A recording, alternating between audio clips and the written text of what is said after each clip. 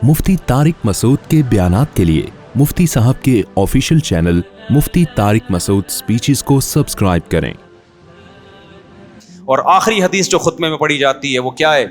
आप सल्लल्लाहु अलैहि वसल्लम ने फरमाया तज़व्वजू वला तकूनू का रुहबानी नसारा। ये बड़ी ख़ानदानी हदीस। आपने फरमाया निकाह करो, ईसाइयों के पादरियों की तरह मत बनो। ईसाइयों में जो राहिब और पादरी है ना, वो इबादत करता रहता था। अब तो ईसाइयों में भी शुरू हो गई है फादर जो उनके शादी करते हैं, लेकिन असल ईसाइयत में जो तहरीफ शुदा ईसाइयत है, हज़रत ईसा का ये मज़हब नहीं है। लेकिन बाद में जो पादरियों ने कहा कि भाई ये दीन की खिदमत के लिए वक़फ़ हैं, ये निकाह नहीं करेंगे। नबी ने क्या फरमाया?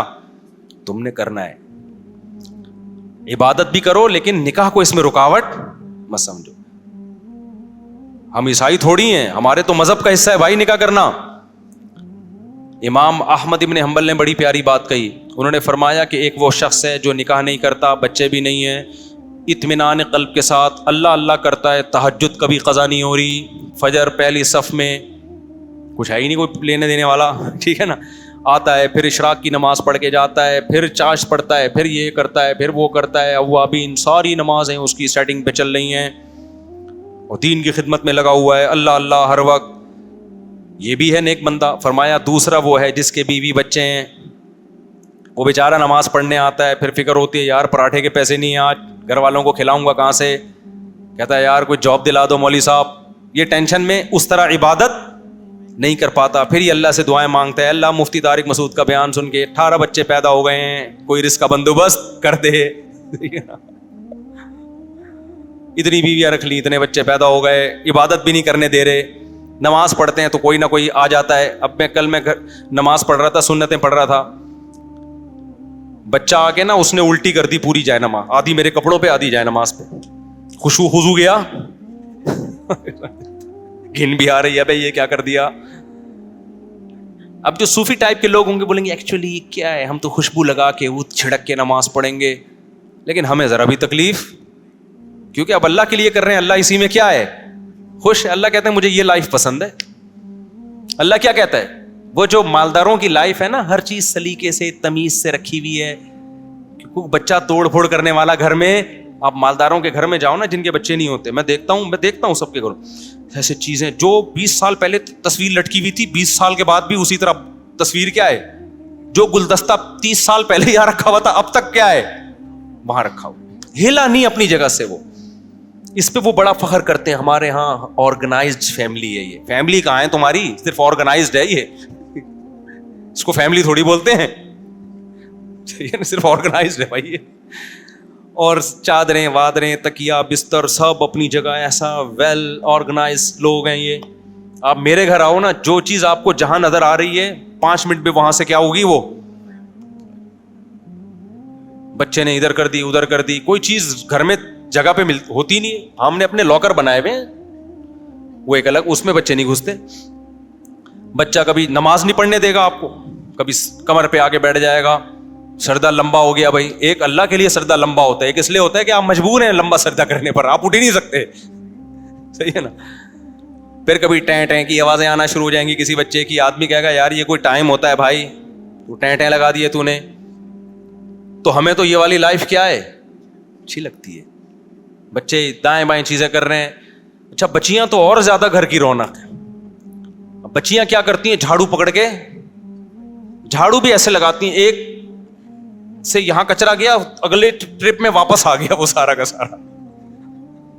ऐसे ही होता है ना, आदमी कहता है भाई तू ना लगा तो, लेकिन देती भी नहीं झाड़ू। फिर मेरी एक छोटी बच्ची ने इतनी शरारत की कि कपड़े धोने, मैंने छोटी बच्ची थी, टप्पे धोने, ये उसको तोतली जबान में तप्पे धोने, मुझे बार बार अब्बू मैंने तप्पे धोने। अबे मैंने कहा नहीं कर, रात के 2 बजे।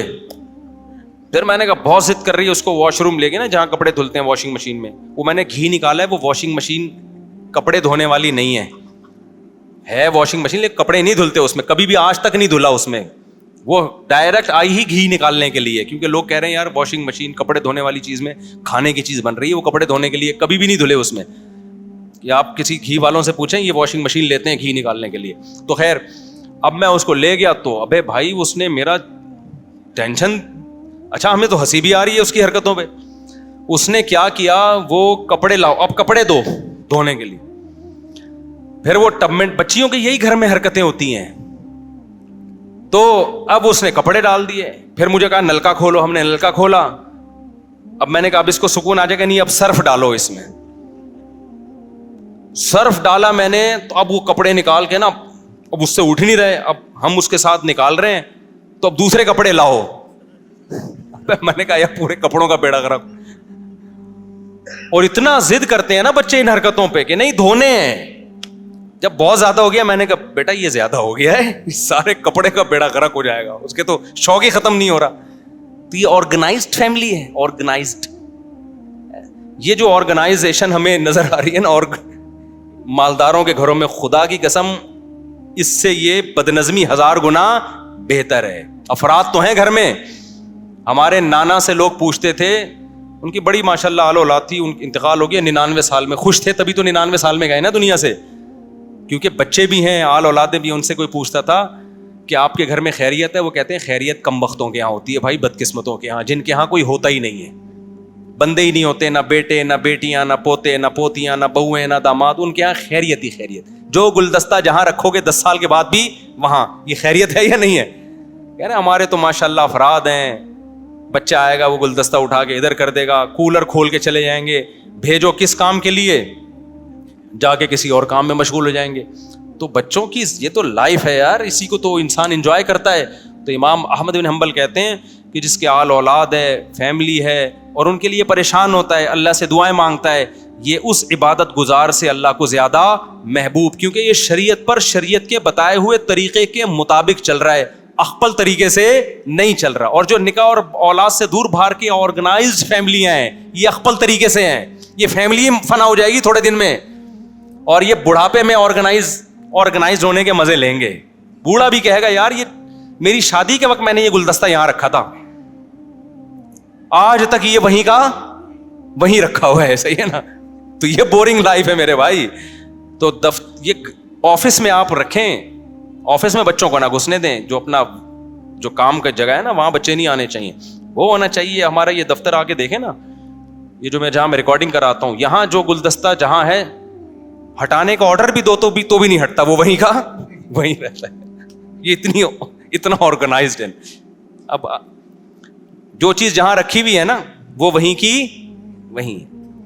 وہ جب بہت دفعہ بولو کہ بھائی ہٹا دو, تو پھر 6-7 مہینے میں جا کے ہٹنے کی, وہ تو ہر جگہ دفتروں میں کا یہی حال ہے. وہ ہمارے ساتھی ناراض ہو جائیں گے مجھ سے, ہماری شکایت کر رہے ہیں. تو اللہ تعالیٰ سے میرے بھائی, یہ پہلے پورا میں نے نکاح کا تھوڑا سا آپ کو خطبہ بیان کیا, چکے نکاح تھا, ہم نے کہا چلو سورہ الحاقہ سے ہٹ کے تھوڑا سا آج نکاح کے خطبے پہ, کئی بار لوگ کہہ رہے تھے, تو سمجھ میں آ گیا نکاح کا خطبہ. یہ پورا ایک لائحہ عمل, کتنا خوبصورت خطبہ اسلام نے رکھا ہے یار, تاکہ دولہا دلہن کو اچھی طرح بات کھوپڑی میں بیٹھ جائے. اللہ تعالیٰ سمجھنے کی عمل کی توفیق عطا فرمائے.